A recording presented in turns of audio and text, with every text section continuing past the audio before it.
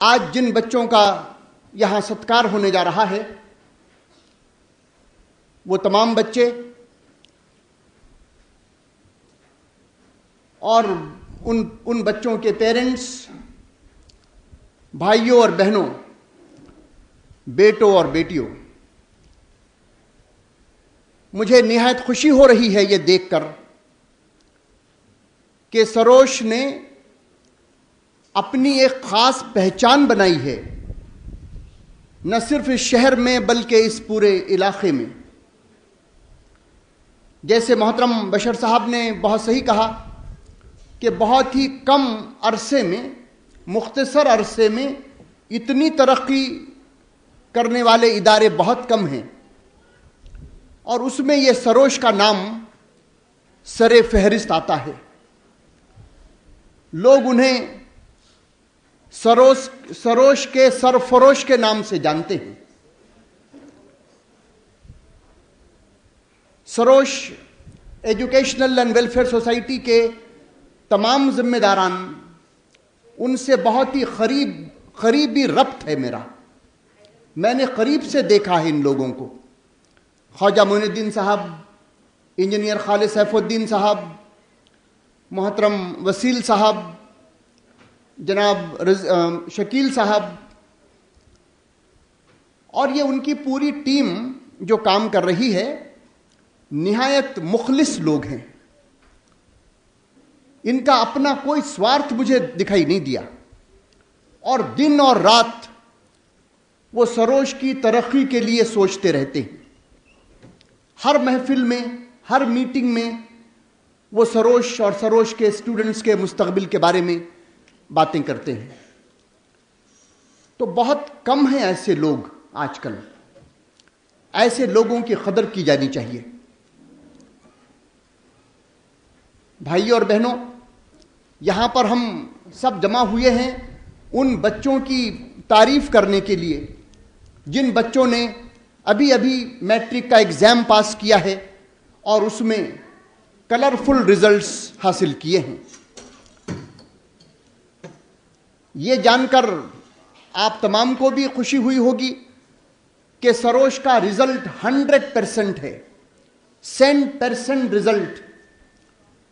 اور پرسوں میں محترم معین صاحب کی کیبن میں بیٹھا تھا، تو وہاں انہوں نے جو چارٹ بتایا مجھے، اس میں یہ تھا کہ پاس کلاس میں کوئی بھی نہیں ہے، یعنی 3rd کلاس میں کوئی پاس نہیں ہوا۔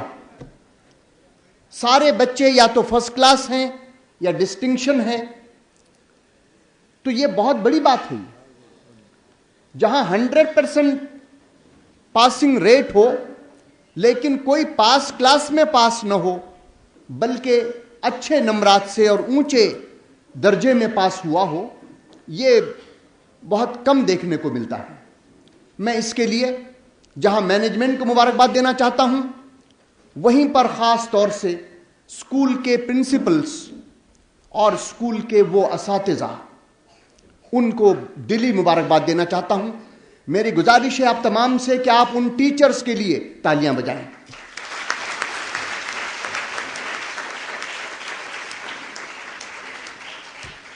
کیونکہ میں جانتا ہوں کہ ٹیچر ہی اصل بنیاد ہے وہاں پر، کسی بھی ایڈوکیشنل کیمپس میں۔ اگر آپ تاج محل بھی بنا کر دے دیں گے، اگر آپ ماربل سے سجا دیں گے پوری بلڈنگ کو، لیکن اگر ٹیچرز ڈیووٹڈ ٹیچرز نہیں ہوں گے، ایسے ٹیچر جن کو قوم کا درد ہے، جو اس ذمہ داری سے پڑھائیں کہ یہ جو بچے ہمارے سامنے بیٹھے ہیں وہ قوم کی امانت ہے، اس احساس ذمہ داری سے پڑھائیں کہ اس کی پوچھ ہوگی ہم سے میدان حشر میں۔ ایسے ٹیچرز کا کسی کیمپس میں ہونا بہت اہم ہے۔ تو یہ جو کامیابی دکھائی دیتی ہے، یہ کوئی راتوں رات نہیں آ جاتی، یہ کوئی چمتکار نہیں ہے، یہ کوئی میجک فارمولا نہیں ہے۔ اس کے لیے ٹیچرز کی دن اور رات کی محنت ہے۔ تو میں ٹیچرز کو خاص طور سے مبارکباد دینا چاہوں گا کہ انہوں نے اتنی محنت سے، اتنی لگن سے، اتنے ڈیووشن سے بچوں کو پڑھایا. اور آج اسی بات کی کمی محسوس کی جا رہی ہے کہ ٹیچرز میں وہ احساس ذمہ داری ہی نہیں ہے. اور بنیاد بنتی ہے سکولز میں، پرائمری لیول میں، سیکنڈری لیول میں، وہاں بنیاد بنتی ہے. بچہ 11th 12th میں آ کر کچھ نہیں کر پاتا اگر اس کی بنیاد ٹھیک نہ ہو. چونکہ میں خود ایک ٹیچر ہوں اس لیے میں یہ ساری باتیں جانتا ہوں کہ ٹیچرز کتنی محنت سے پڑھاتا ہے. اور یہاں پر آپ نے دیکھا کہ ابھی میرے ایک سٹوڈنٹ خود آپ کے سامنے یہاں کھڑے تھے اور مجھے بڑا فخر ہے کہ میں ان کا ٹیچر ہوں. میرے سٹوڈنٹ خالد سیف الدین یہاں پر موجود ہیں. تو بچے آگے بڑھتے ہیں لیکن ٹیچر کا بہت اہم رول ہوتا ہے اس میں.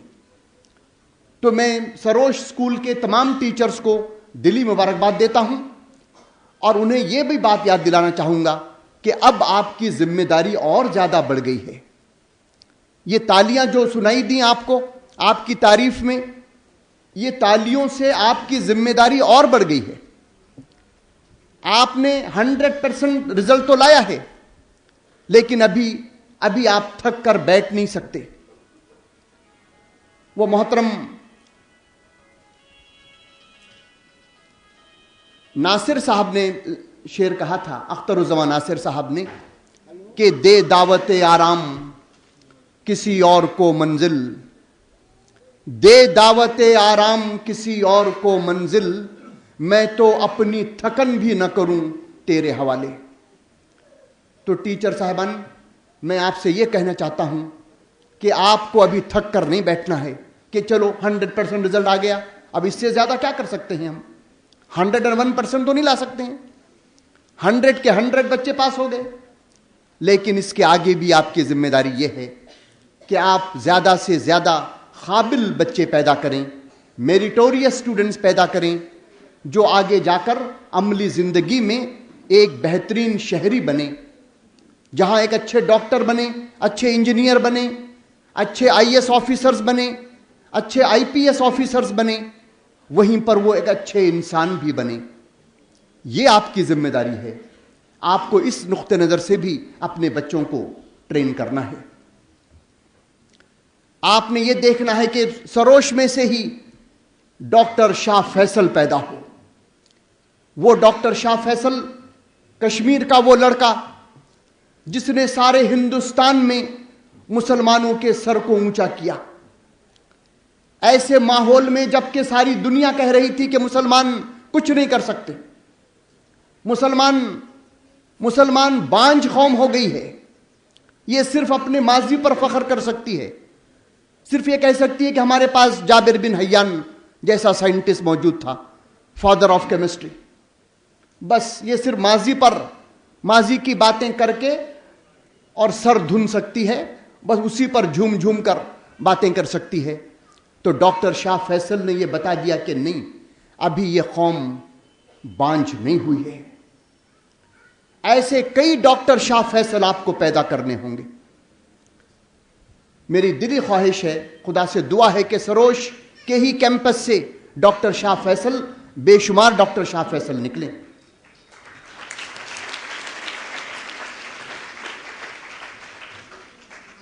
یہ ساری تالیاں ڈاکٹر شاہ فیصل کے لیے ہیں. میں نے یہیں پر اسی ہال میں ڈاکٹر شاہ فیصل پر پھولوں کی بارش کی ہے کچھ دنوں پہلے، کیونکہ اس لڑکے نے بہت ہی آڈ ماحول میں، جبکہ کوئی اسے سہولیات مہیا نہیں تھیں، جب اس نے CET کا ایگزام دیا 12th پاس ہونے کے بعد، PMT کا exam, pre medical test doctor بننے کے لیے، اس سے 3 دن پہلے اس کے والد محترم شہید ہو چکے تھے. 3 دنوں بعد اس کا PMT کا ایگزام تھا.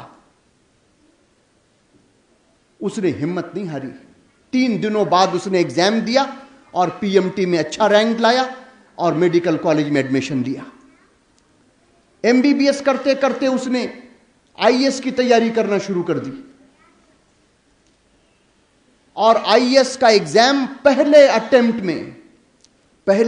میں کلیئر ہو جائے تو لوگ خوشیاں مناتے ہیں. اس نے صرف کلیئر نہیں کیا بلکہ پورے ہندوستان کو ٹاپ کیا اس نے پہلے ہی اٹیمپٹ میں. جبکہ شری نگر کا ماحول یہ ہے کہ آئے دن ہڑتالیں ہوتی رہتی ہیں. رات میں 11 بجے کے بعد چراغ نہیں جلا سکتے آپ, لائٹ آن نہیں رکھ سکتے اپنے روم میں.